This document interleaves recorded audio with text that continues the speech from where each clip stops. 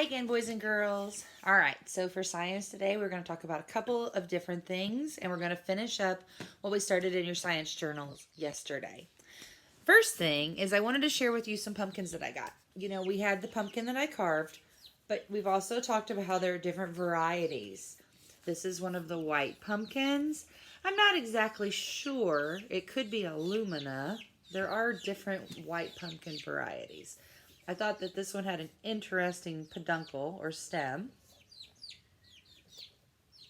It's kind of off to the side, but it's a good looking little pumpkin, and I'm using it to decorate at my house. And then I also got a pie pumpkin. If you remember, they're the smaller pumpkins, and they usually do say at the store that they are pie pumpkins. And this is the type of pumpkin that you make into a pie because they are sweeter. One of the things I did want to show you is that when we were reading the other day and they talked about the blossom end, if you think about the vine, and then it had the tiny little ball behind the female flower, the girl flowers, and then the flower. So this is where the flower was. And as the little pumpkin started to grow, the flower died. So this is called the blossom end. You remember that these are called the ribs. That the outside part is called the rind, like a watermelon. The stem, which is also called a peduncle. Blossom end. And then inside of the pumpkin you have, the pumpkin wall, which is the flesh. And that's really the part we eat. When you open it up, you have the seeds inside and then the flesh. The flesh is attached to the rind. So if I slice it open, there's that yellow flesh. Now, some people, when they make pumpkins, they just buy the pumpkin parts in a can, and when they make a pumpkin pie. But you can take this little pumpkin and you can cut it in half and lay it on the flat sides on a pan and put it in the oven and bake it.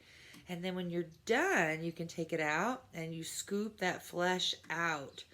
And then you use that to make your pie, which is delicious. I actually love to do that. So this is a pie pumpkin. You can see that it's much smaller than the other pumpkins.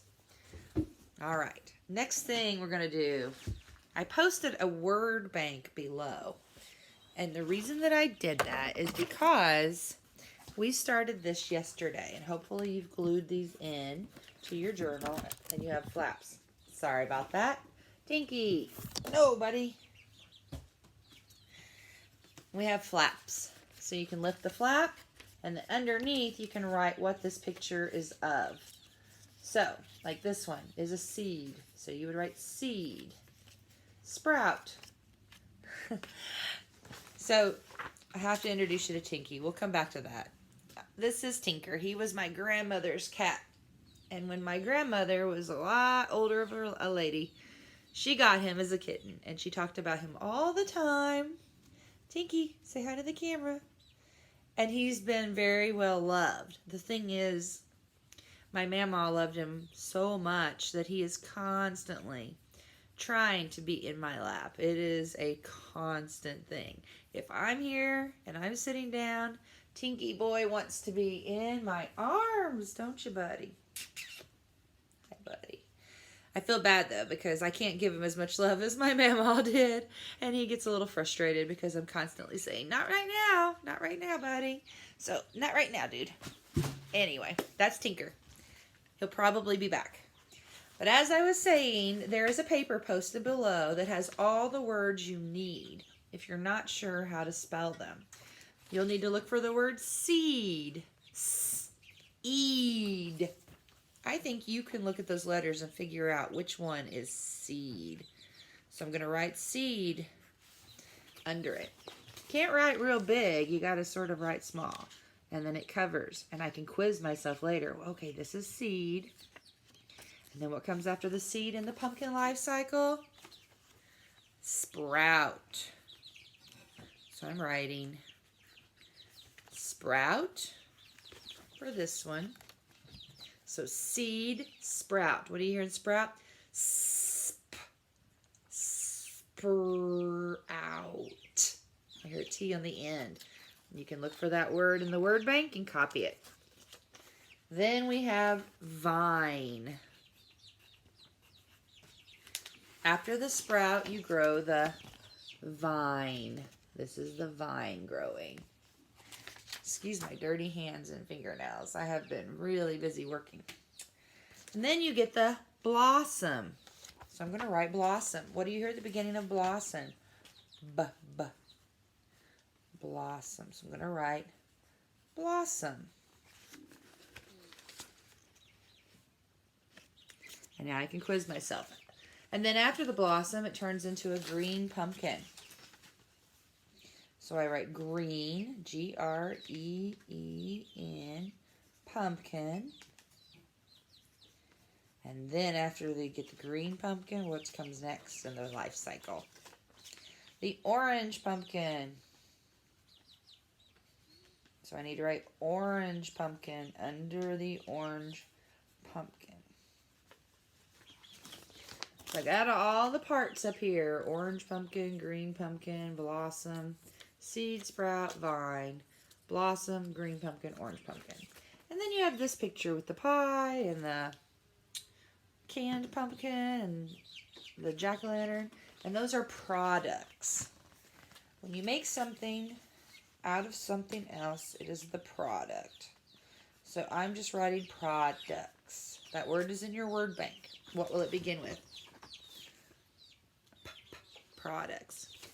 All right, when you're done, make sure everything is facing down and you can shut your journals and put them in a safe spot for next time. The final thing I wanted to talk to you about in the life cycle is I saved some of our pumpkin parts from where I cut out the eyes and the nose the other day, and I put them in this jar so we could observe them. We've talked about the pumpkin life cycle, and I'm curious, what do you think is going to happen to this stuff over time? As we watch it, what will happen? Well, one thing, I definitely need a screwed-on jar lid because it gets gross in here. But what's going to happen is decomposition. Can you say that word? Decomposition. Anything that was ever alive, pumpkins, pumpkin plants, trees, bugs, animals, once it dies, it decomposes. And that's a happy thing, really. I mean, it does seem sad it died, but there's a very happy thing about that because it's going back to the earth. And it's actually giving vitamins and minerals to the ground to feed the new life that springs up. So when something decomposes, it goes back into the ground. I always tell the kids, if you think about it, you know, we have all these pumpkins we grow every year, and that's been happening for hundreds of years. Well, I mean, where do they go? They decompose. If they didn't, our earth would be very crowded with lots and lots of pumpkins that people have grown and done things with. So just like the leaves, when they fall off the tree, they're going to decompose or break down and go back into the earth and become new soil with vitamins and things for plants, the good stuff, the minerals that they need, the things that keep them healthy and feed them. That's what happens to things that were once alive. They break down, they become part of the soil. They actually make the soil better for new life. And, you know, those things that are old lives will become new lives. So even though it's a little sad, it's actually part of our cycle of life for everything, that it feeds the next part. So we're going to watch decomposition for a few days, or maybe a few weeks, and see what happens with this jar. If you decide to do something like this at home, make sure that you have an airtight jar. This will smell really bad. You do not want it to leak anywhere. But you can just watch for misphrase. I'll show this every once in a while so you guys can see it. Anyway, Tinker and I want to say have a great day. Say bye, Tinky. He does not like that kind of stuff. He's not that kind of cat. All right, have a great day. Bye.